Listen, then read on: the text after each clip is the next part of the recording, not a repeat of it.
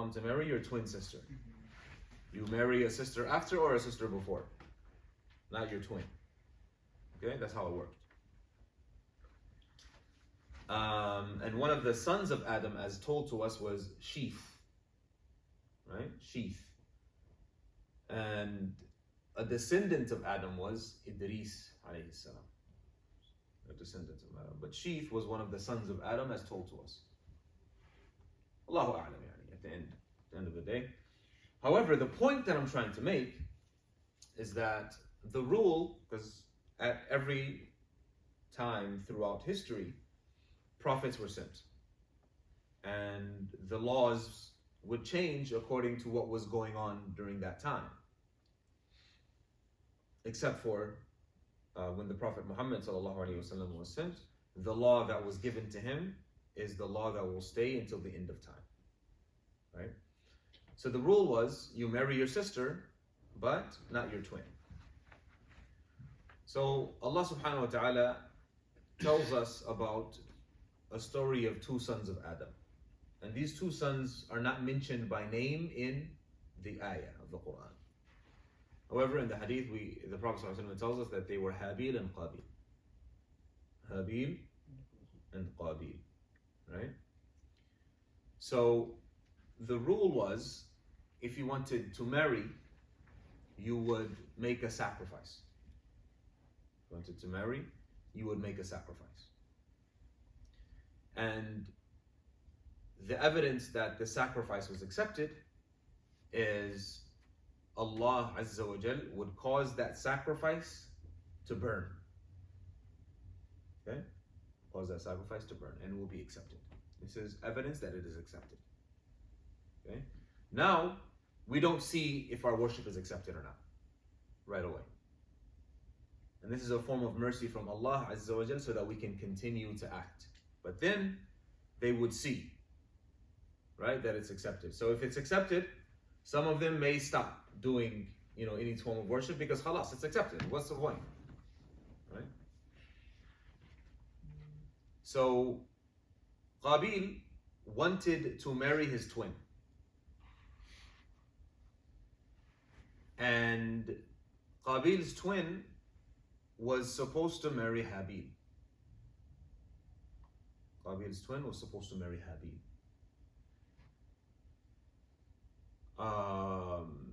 So they wanted to make a sacrifice to see which one will be accepted. Habil herded sheep. Right? He had sheep. That was his thing. And Qabil had a farm. Right? What kind of farm? Allahu A'lam. He had a farm. Habil had sheep. Qabil had a farm. So Habil found the best of his sheep. He looked to see which one is the best, the one with the most meat. Right? So he sacrificed it, he put it forth, and he said, "Oh Allah, this sacrifice is for you, please accept it from me." So the sacrifice was accepted, a fire came and took the lamb. His sacrifice was accepted. As for Habil, he looked for the leftovers from his land or from his farm, the things that nobody wanted. And he gathered them all up and he put them forth and he said, "Oh Allah, accept from me." And it was not accepted. So when it was not accepted, Qabil became very angry.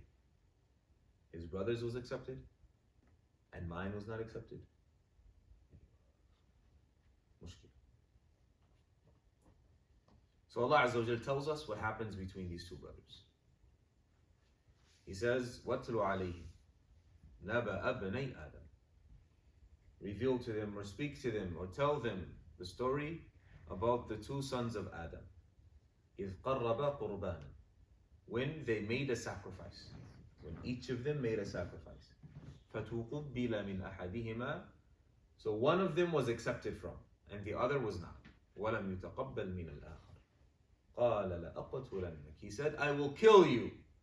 قال إنما يتقبل الله من المتقين. So Qabil said to Habil, I will kill you.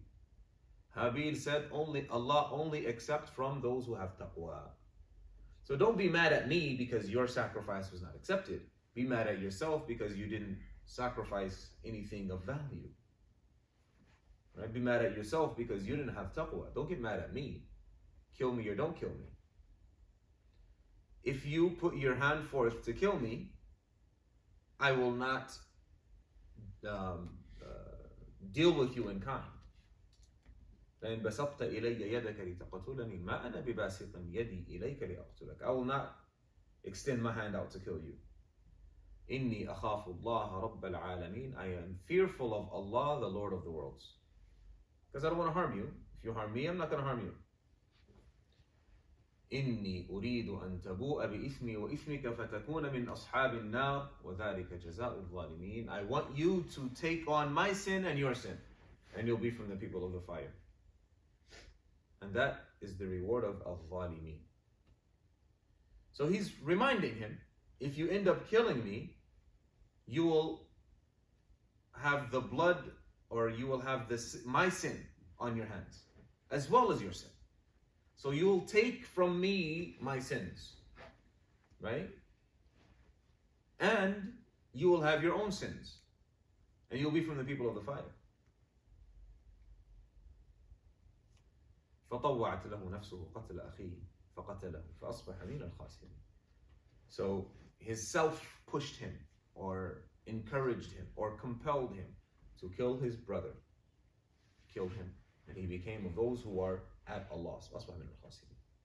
فبعث الله غرابا. So Allah sent a crow. يبحث في الأرض, searching, right, to kind of dig a hole. And it was said that this crow killed another crow.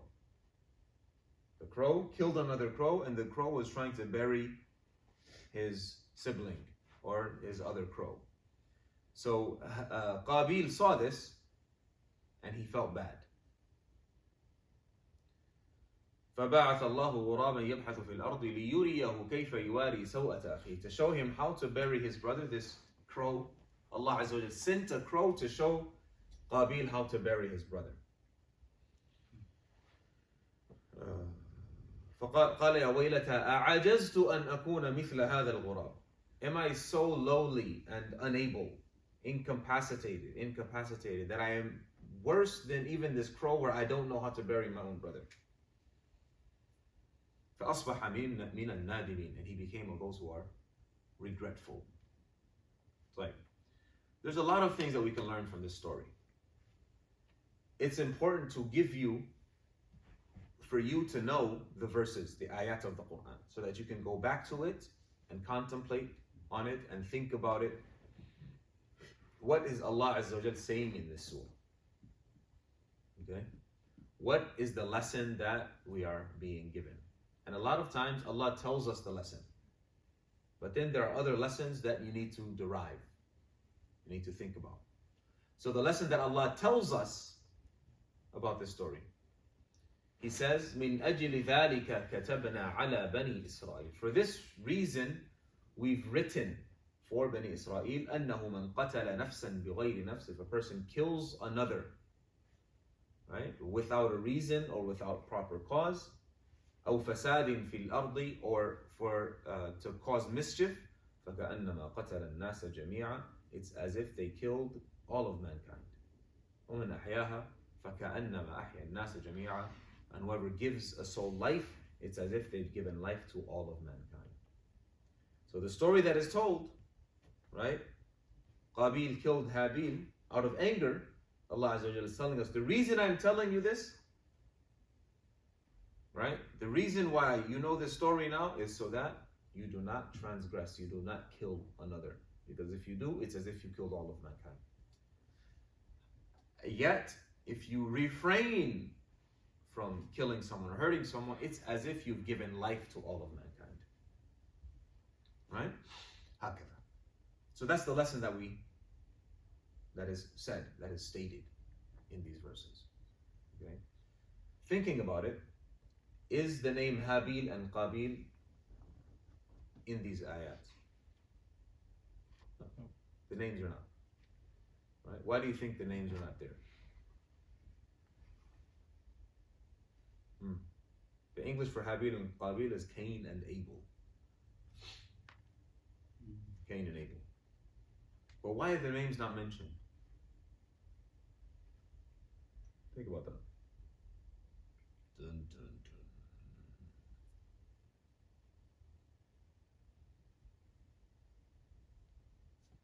Yeah. Because the story could apply to anybody? Because the story could apply to anybody. Elaborate, my friend. I mean, you could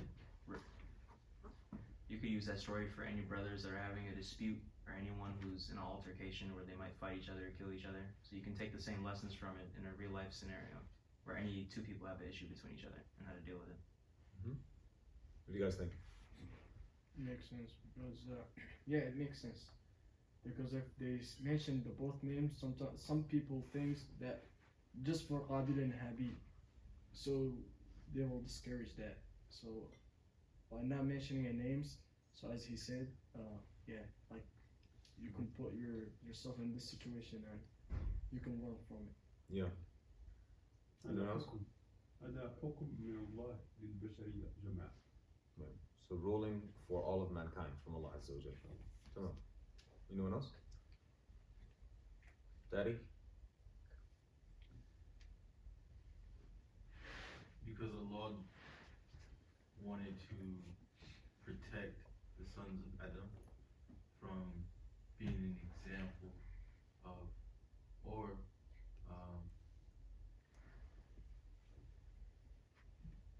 of being an example for committing such a heinous sin. Interesting.